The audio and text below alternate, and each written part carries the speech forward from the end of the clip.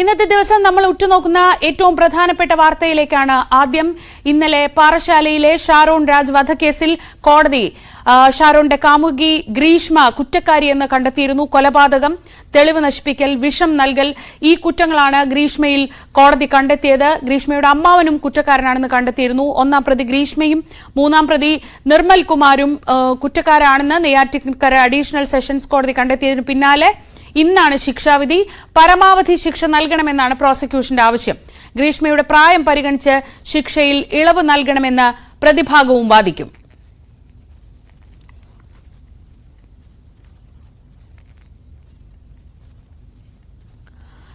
ഇന്നലെയാണ് ഏറെ പ്രമാദമായ കേസിൽ നെയ്യാറ്റിൻകര അഡീഷണൽ സെഷൻസ് കോടതി ഗ്രീഷ്മയും അമ്മാവൻ നിർമ്മലകുമാരൻ നായരും കുറ്റക്കാരാണെന്ന് വിധിച്ചത്. ഗ്രീഷ്മയുടെ അമ്മ സിന്ധു ഈ തെളിവുകൾ നശിപ്പിച്ചു എന്ന കേസിൽ അത് കണ്ടെത്താൻ കോടതിക്ക് കഴിഞ്ഞില്ല. അങ്ങനെ സിന്ധുവിനെ വെറുതെ വിട്ടു. ഈ രണ്ട് പ്രതികളും, ഒന്നാം പ്രതിയും മൂന്നാം പ്രതിയും കുറ്റക്കാരാണെന്ന് കണ്ടെത്തി. ഇവർക്കുള്ള ശിക്ഷാവിധിയാണെന്ന് പ്രഖ്യാപിക്കുക. 2022 പാറശാല സ്വദേശിയായ ഷാരോൺ രാജിനെ കാമുകി ഗ്രീഷ്മ വീട്ടിലേക്ക് വിളിച്ചു വരുത്തി കഷായത്തിൽ വിഷം ചേർത്ത് കൊലപ്പെടുത്തിയത്. ഇത് ആദ്യ ദിവസങ്ങളിൽ കണ്ടെത്താൻ പോലും കഴിഞ്ഞിരുന്നില്ല. പിന്നീട് ഷാരോണും ഒരിക്കൽ പോലും ഇത് ഗ്രീഷ്മ ചെയ്തതാണെന്ന് സംശയിക്കുകയും ചെയ്തില്ല. പക്ഷേ നിരന്തരമായ കുടുംബത്തിന്റെ അന്വേഷണത്തിനൊടുവിൽ, കുടുംബത്തിന്റെ സംശയങ്ങൾക്കൊടുവിലാണ് ഇത് ഈ തരത്തിൽ വിഷം ഉള്ളിൽ ചെന്നുള്ള ഒരു മരണമാണെന്ന് തിരിച്ചറിയുന്നത്. മിഥുൻ വിവരങ്ങളുമായി ചേരുന്നുണ്ട്. മിഥുൻ, ഈ അടുത്ത കാലത്തൊന്നും നമ്മൾ കേൾക്കാത്ത തരത്തിലുള്ള വളരെ പ്ലാൻഡ് ആയ ഒരു കുറ്റകൃത്യം. അതുകൊണ്ട് തന്നെ പ്രോസിക്യൂഷന്റെ ആവശ്യം ഇത് അപൂർവങ്ങളിൽ അപൂർവമായ കേസായി പരിഗണിച്ചുകൊണ്ട് തന്നെ ഒരു ശിക്ഷാവിധി ഉണ്ടാവണമെന്നാണ്. പക്ഷേ ഗ്രീഷ്മയുടെ പ്രായമാണ് അപ്പുറത്ത് പ്രതിഭാഗം ഉയർത്തുന്ന പ്രധാന വാദം. എപ്പോഴത്തേക്കായിരിക്കും വിധി പ്രഖ്യാപനം? എന്താണ് പൊതുവെ പ്രതീക്ഷിക്കപ്പെടുന്നത്? തീർച്ചയായും ഒരു വലിയ ആസൂത്രിതമായിട്ടുള്ള ഒരു കൊലപാതകത്തിന്റെ ചുരുളഴിഞ്ഞതിന് ശേഷമുള്ള ഒരു വിധി തന്നെയായിരുന്നു ഇന്നലെ ഉണ്ടായിരുന്നത്. ഗ്രീഷ്മ നേരത്തെ ശ്രീജ സൂചിപ്പിച്ചതുപോലെ തന്നെ ഗ്രീഷ്മയുടെ പ്രായമാണ് പ്രധാനമായും പ്രതിഭാഗം മുന്നോട്ട് വെക്കുകയും ചെയ്യുന്നത്. കൂടാതെ കൊലപാതകം ആസൂത്രണം ചെയ്യൽ, തെളിവ് നശിപ്പിക്കൽ അടക്കമുള്ള 3 വകുപ്പുകൾ മാത്രമാണ് ഗ്രീഷ്മയ്ക്കെതിരെ തെളിയിക്കാൻ സാധിച്ചിട്ടുള്ളത്. മറ്റൊന്ന്, മൂന്നാം പ്രതിയായിട്ടുള്ള അമ്മാവൻ നിർമ്മലകുമാരൻ, അദ്ദേഹത്തിനെതിരെ തെളിഞ്ഞിട്ടുള്ളത് ഈ ഒരു ഗൂഢാലോചനയ്ക്ക് കൂട്ടുനിൽക്കൽ, ഒപ്പം തന്നെ തെളിവ് നശിപ്പിക്കൽ അടക്കമുള്ള വകുപ്പുകൾ മാത്രമാണ് ഈ മൂന്നാം പ്രതിക്കെതിരെ തെളിഞ്ഞിട്ടുള്ളത്. ഇവർക്ക് രണ്ടുപേർക്കെതിരെയുള്ള ശിക്ഷാവിധി ഇന്ന് 12 മണിയോടുകൂടി നെയ്യാറ്റിൻകര സെഷൻസ് കോടതി നടത്തുമെന്നാണ് നമുക്ക് പ്രതീക്ഷിക്കുന്നത്. കഴിഞ്ഞ ദിവസം വാദം പൂർത്തിയായപ്പോഴൊക്കെ തന്നെ നമുക്ക് ഷാരോണിന്റെ കുടുംബത്തിന്റെ ആ പ്രതികരണമൊക്കെ നമ്മൾ കേൾക്കുകയും ചെയ്തതാണ്. അവർ പറഞ്ഞതുപോലെ തന്നെ വലിയൊരു ശിക്ഷാവിധി, അതായത് ഈ ഷാരോണിന്റെ മരണത്തിന് ഇടയാക്കിയ സാഹചര്യം, അത്തരത്തിൽ കഷായത്തിൽ വിഷം കലർത്തി തന്റെ മകനെ കൊലപ്പെടുത്തിയ പ്രതികൾക്കെതിരെ കടുത്ത ശിക്ഷ തന്നെ വേണമെന്നുള്ള ആവശ്യം തന്നെയാണ് പ്രധാനമായും ഇവർ മുന്നോട്ട് വെക്കുന്നത്. എന്തായാലും അത്തരത്തിലൊരു കടുത്ത നടപടികളിലേക്ക് അപൂർവമായ ഒരു ശിക്ഷയായി കണക്കായിക്കൊണ്ടൊരു വിധിയിലേക്ക് കോടതി കടക്കുമോ എന്നുള്ള കാര്യത്തിൽ സംശയമുണ്ട്. എങ്കിൽ പോലും തന്നെ പരമാവധി ശിക്ഷ ലഭിക്കുമെന്നുള്ള പ്രതീക്ഷയിൽ തന്നെയാണ് പ്രോസിക്യൂഷൻ മുന്നോട്ട് പോവുകയും ചെയ്യുന്നത്. നമുക്കറിയാം, ഈ കേസ് ഉണ്ടായതിനു ശേഷം കുടുംബത്തിന്റെ നിശ്ചയദാർഢ്യം അതനുസരിച്ചായിരുന്നു ഈ ഒരു കേസിന്റെ നാൾവഴികൾ പിന്നീട് പോവുകയും ചെയ്ത് ഒരുപക്ഷെ ഒരു സാധാരണ മരണം എന്ന നിലയിലേക്ക് പോകാവുന്ന ആ ഒരു കേസായിരുന്നു പിന്നീട് കുടുംബത്തിന്റെ ആ ഒരു നിയമ പോരാട്ടത്തിനൊടുവിൽ ഗ്രീഷ്മ എന്ന കുറ്റവാളിയിലേക്ക് എത്തുകയും ചെയ്യുന്നത്. ആദ്യത്തെ ഘട്ടം മുതൽ തന്നെ ഈ ഷാരോണിനെ ഒഴിവാക്കുന്നതിന് വേണ്ടിയുള്ള എല്ലാ ശ്രമങ്ങളും ഗ്രീഷ്മയുടെ ഭാഗത്തുനിന്നും ഉണ്ടായിരുന്നു. പക്ഷേ ഒഴിഞ്ഞു പോകാൻ തയ്യാറാകില്ല എന്ന് അറിഞ്ഞാണ് പിന്നീട് കൃത്യമായി ഏകദേശം 6 മാസത്തോളം ആസൂത്രണം ചെയ്താണ് ഇത്തരത്തിലുള്ള ഒരു കൊലപാതകത്തിലേക്ക് കാര്യങ്ങൾ എത്തി നിൽക്കുകയും ചെയ്തത്. തുടർന്നാണ് വിഷം നൽകാനുള്ള ഒരു തീരുമാനത്തിലേക്ക് എത്തുന്നത്. ആ വിഷം നൽകുന്നതിന് ആദ്യം തന്നെ തയ്യാറാക്കിയ 6 മാസത്തോളം ആസൂത്രണം ചെയ്ത് തയ്യാറാക്കിയ പദ്ധതി നടപ്പിലാക്കുന്നു.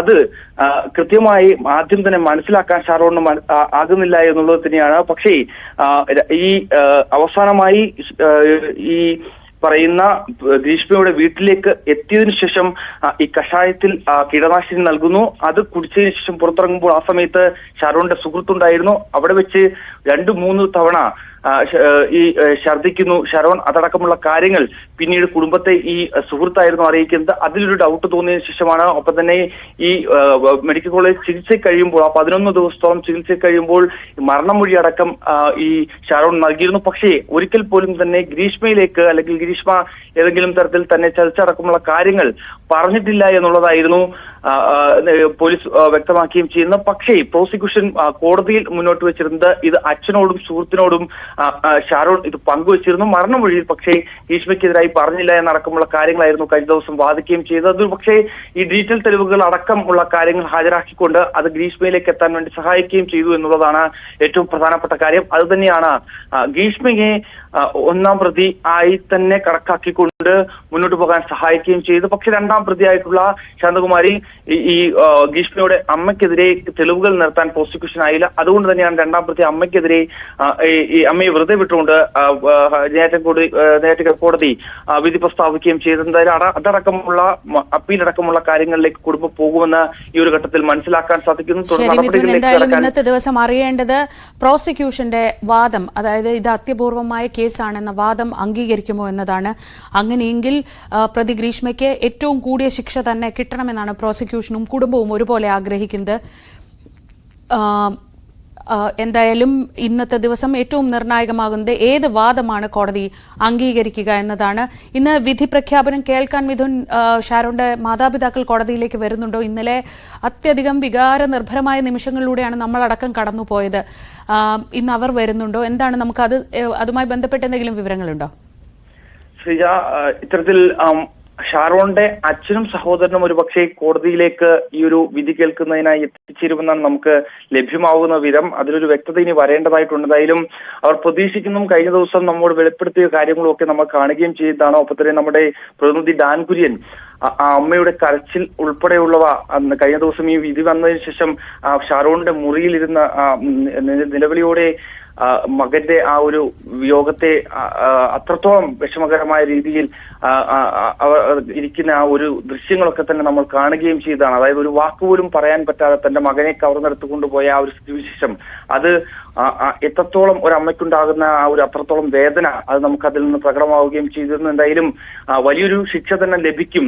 പ്രധാനപ്പെട്ട വകുപ്പുകൾ ഉൾപ്പെടെയുള്ളവ ചുമത്താൻ പോലീസിനായിട്ടുണ്ടായിരുന്നു. കുറ്റപത്രത്തിൽ സമർപ്പിച്ചപ്പോൾ തന്നെയുള്ള കാര്യങ്ങൾ തെളിയിക്കാൻ പക്ഷേ സാധിച്ചിട്ടില്ല എന്നുള്ളത് തന്നെയാണ് ഈ ഒരു ഘട്ടത്തിൽ ഒരു അപൂർവമായുള്ള കേസ് കണക്കാക്കിയെടുത്തുകൊണ്ട് വലിയൊരു ശിക്ഷയിലേക്ക് കുടുംബം ആഗ്രഹിക്കുന്ന പോലെ തന്നെ ഒരു കൊലക്കേർ ഉൾപ്പെടെയുള്ള കാര്യങ്ങൾ അല്ലെങ്കിൽ വധശിക്ഷ അടക്കമുള്ള കാര്യങ്ങളിലേക്ക് എത്തുമോ എന്നുള്ളതാണ് നമുക്കറിയേണ്ടത്. എന്തായാലും അത്തരത്തിലൊരു സാഹചര്യത്തിലേക്ക് പോയില്ല എങ്കിൽ പോലും തന്നെ കടുത്ത ശിക്ഷ തന്നെ ലഭിക്കും എന്ന് തന്നെയാണ് ഇപ്പോഴും പ്രോസിക്യൂഷനും കുടുംബവും പ്രതീക്ഷിക്കുകയും ചെയ്യുന്നത്. രണ്ടാം പ്രതിയായിട്ടുള്ള ശാന്തകുമാരിയെ വെറുതെ വിട്ട സംഭവത്തിൽ അതിൽ കൃത്യമായ രീതിയിൽ മുന്നോട്ട് പോകാൻ കുടുംബം തീരുമാനിച്ചിട്ടുണ്ട്. അപ്പീൽ നടക്കും. ഏതെങ്കിലും തരത്തിൽ ഈ കുറ്റപത്രം സമർപ്പിച്ചപ്പോൾ അമ്മയ്ക്കെതിരെ കൂടുതൽ തെളിവുകൾ ഹാജരാക്കാൻ സാധിച്ചിട്ടില്ല. അതായത് അമ്മയ്ക്കെതിരെ നേരത്തെ തന്നെ ഗ്രീഷ്മയുടെ അമ്മയ്ക്കെതിരെ ഉയർത്തിയിരുന്ന പ്രധാനപ്പെട്ട തെളിവുകളിൽ ഒന്ന് ഈ ആസൂത്രണം ചെയ്യുന്ന സമയത്ത് അമ്മയും അമ്മാവനും ഉൾപ്പെടെയുള്ളവർ ചേർന്നായിരുന്നു ഇത്തരത്തിൽ ഈ ഗൂഢാലോചന നടത്തിയത്. ഈ കൊലപാതകം ആസൂത്രണം ചെയ്യുന്നതടക്കം കൃത്യമായ ഇടപെടൽ ശാന്തകുമാരിയുടെ ഭാഗത്തുനിന്നും ഉണ്ടായിരുന്നു. ഒപ്പം തന്നെ തെളിവുകൾ നശിപ്പിക്കലടക്കം ഉള്ള കാര്യത്തിൽ ഇടപെട്ടിരുന്നു എന്നുള്ള അടക്കമുള്ള കാര്യങ്ങളായിരുന്നു ചൂണ്ടിക്കാണിക്കുകയും ചെയ്തത്. അത് തെളിയിക്കാൻ പക്ഷേ പ്രോസിക്യൂഷൻ സാധിച്ചിട്ടില്ല. അത് സംബന്ധിച്ചുള്ള തെളിവുകൾ ഹാജരാക്കാൻ സാധിച്ചിട്ടില്ല എന്നുള്ളതാണ് ശാന്തകുമാരിയെ വെറുതെ വിടുന്നതിന് വേണ്ടിയുള്ള ഒരു പ്രധാനപ്പെട്ട കാര്യമായി മാറുകയും ചെയ്തു. പക്ഷേ ആ അഭാവം അത് നികത്തുന്നതിന് വേണ്ടി തുടർ നടപടികളിലേക്ക് തുടർ നീക്കങ്ങളിലേക്ക് കടക്കാൻ തന്നെയാണ് കുടുംബം തീരുമാനിച്ചിരിക്കുന്നത്. എന്തായാലും ഇന്ന് വളരെ വൈകാരികമായിട്ടുള്ളൊരു നിമിഷം തന്നെയായിരിക്കും കോടതി തലത്തിൽ നമുക്ക് കാണാൻ സാധിക്കുക. ഗ്രീഷ്മ കഴിഞ്ഞ ദിവസം ഈ വിധി കേട്ടതിന് ശേഷം പൊട്ടിക്കരയുന്നൊക്കെ നമ്മൾ കാണുകയും ചെയ്തതാണ്. പക്ഷേ എങ്കിൽ പോലും തന്നെ ഈ വിധി അത് പ്രധാനപ്പെട്ട രീതിയിലേക്ക് വളരെ രീതിയിൽ ഒരു ചെറുപ്പക്കാരന്റെ മരണത്തിന് ഇടയാക്കിയ ആ ഒരു സംഭവം കഷായം നൽകി ഒഴിവാക്കാൻ ശ്രമിച്ച കൃത്യമായ ആസൂത്രണം ചെയ്ത് 6 മാസത്തോളം ആസൂത്രണം ചെയ്ത ഒരു സംഭവം അതിൽ വലിയൊരു വിധി തന്നെ ഉണ്ടാകുമെന്ന് തന്നെയാണ് പ്രതീക്ഷിക്കുന്നത്. മിഥുൻ എം ജിയാണ് വിവരങ്ങൾ നൽകിയത്. ഇന്ന് നെയ്യാറ്റിൻകര അഡീഷണൽ സെഷൻസ് കോടതിയാണ് ഈ കേരളം ഏറെ ചർച്ച ചെയ്ത പാറശാല ഷാരോൺ രാജ് കൊലക്കേസിൽ വിധി പറയുന്നത്. ശാസ്ത്രീയ തെളിവുകളുടെ മാത്രം അടിസ്ഥാനത്തിലാണ് ഈ കേസ് നിൽക്കുന്നത്. കാരണം സാക്ഷികളില്ല.